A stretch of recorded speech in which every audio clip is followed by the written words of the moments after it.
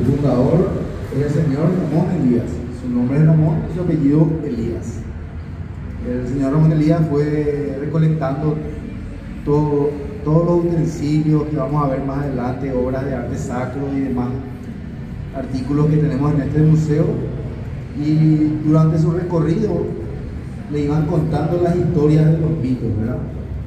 Y él, en su imaginación y con las historias que le iban contando, él fue dándole forma a los mitos. Es importante recalcar que antes que Ramón Elías haya esculpido estas obras, no se tenía imagen alguna sobre cómo eran los mitos. Solamente iba de boca en boca. Nadie todavía sabía cómo llevarla a la vida real, y él los materializó. Él hizo todas estas esculturas.